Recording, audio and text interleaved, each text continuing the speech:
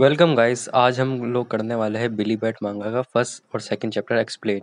तो बिना देर करे शुरू करते हैं। कहानी की शुरुआत में हमें बिली बैट के वर्ल्ड के बारे में बताया जाता है और हमें बिली बैट से भी इंट्रोड्यूस कराया जाता है। जो अखबार में खबर पढ़ रहा होता है कि एक पहलवान की मौत हो चुकी है। उसी के बाद उससे कोई मिलने के लिए आता है जो एक डॉग होता है। वो उस डॉग से उसके काम के बारे में पूछता है। तब वो उसे बताता है कि उसे अपनी पत्नी पे नज़र रखवानी है क्योंकि उसे शक है कि उसकी पत्नी का किसी के साथ अफेयर चल रहा है। बिली उससे कुछ पैसे मांग के उसकी पत्नी की तलाश में चला जाता है। डॉग की पत्नी पहले एक एक्ट्रेस थी, इसलिए बिली बैट को पता था कि वो उसे कहाँ मिलेगी और वो एक महंगे से रेस्टोरेंट में जाता है जहाँ पर वो उसे किसी दूसरे आदमी के साथ दिख जाती है। जिसे देख के पहले तो बिली बैट को लगता है कि उसका अफेयर किसी एक इंसान के साथ चल रहा है, पर फिर बाद में पता चलता है कि उसका अफेयर तो बहुत सारे लोगों के साथ चल रहा है। तभी एक दूसरा डॉग बिली के पास आ जाता है और वेटर से एक आइसक्रीम की मांग करता है।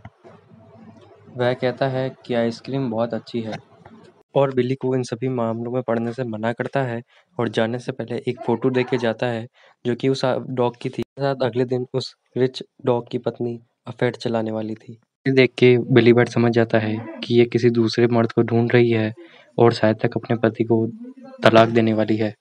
बिली बैट ये बात उस रिच डॉग को बताने वाला था, पर उसने फ़ोन नहीं उठाया, इसलिए वो खुद ही उसके घर चला गया।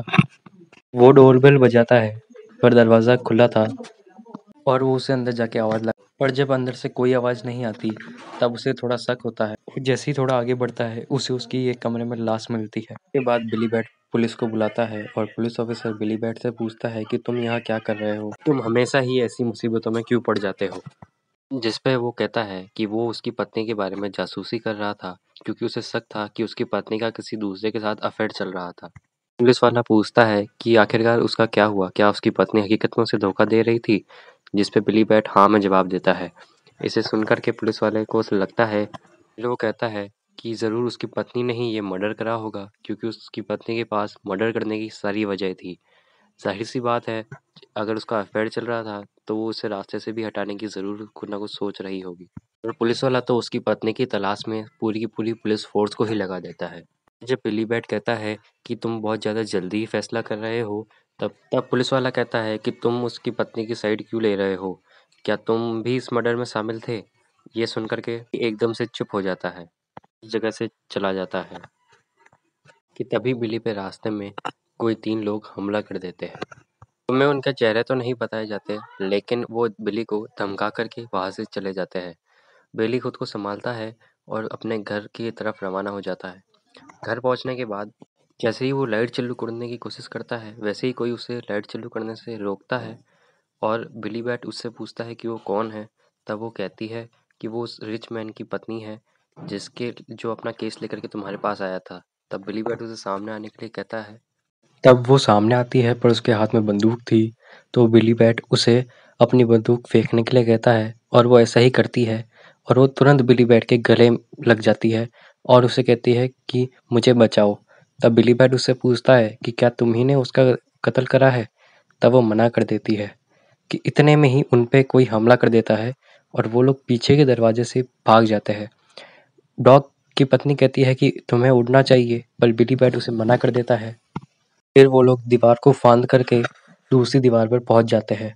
फिर बिली उससे कहता है कि तुम्हारी खुशबू बहुत अच्छी है, क्या तुम इसी खुशबू से बाकी डॉग्स का माइंड वॉश कर देती हो? करके वो उसे खींच के तमाचा मारती है। फिर वो दोनों उस जगह से थोड़ी दूर एक सीवर लाइन से जा रहे होते हैं कि तभी बिली बैट उससे पूछता है और बिली बैट फिर से उससे पूछता है कि क्या तुम ही ने उसे मारा था? जिस पे वो फिर से मना कर देती है और कहती है कि वो मैं नहीं थी, पर मुझे पता है वो कौन था। कहती है कि मेरे पास उसे मारने की कोई वजह नहीं थी। मैं हॉलीवुड में बहुत लंबे समय से हूँ, लेकिन उसने जैसा मेरे साथ बर्ताव करा है वैसा किसी और ने मेरे साथ नहीं करा। वो मुझसे बहुत अच्छी तरीके से रहता था और वो मुझसे बहुत ज़्यादा प्यार करता था। भले ही मुझसे उसे किसी और ने मिलवाया था और कहा था कि उस पर नज़र रखना। ली पूछता है कि वो कौन था, तब वो कहती है कि वो एक संगठन है। बिल्ली पूछता है कि वो कौन सा संगठन है, क्या वो एफबीआई है या सीबीआई?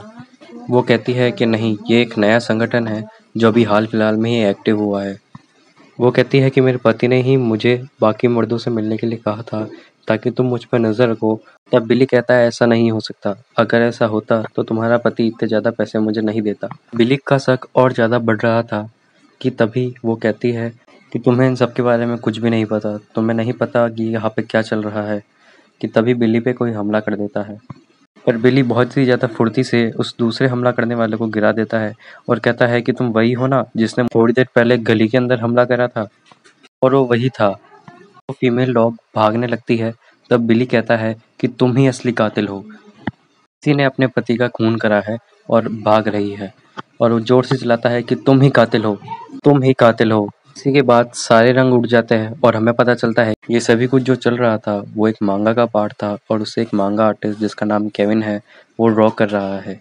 मेन कहानी यहाँ से शुरू होगी और वो खुद से कहता है कि कोई फ़र्क नहीं पड़ता मैं कितना सोचूं, पर ये सही नहीं है। वेल गाइज, यहाँ से कहानी अब बहुत ज़्यादा इंटरेस्टिंग होने वाली है और मेन आर्क ही यहीं से शुरू होगा।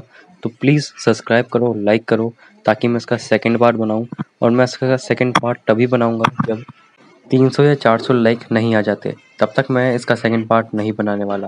वीडियो को शेयर करो जितना कर सकते हो और सब्सक्राइब करके जाना प्लीज़। Thank you.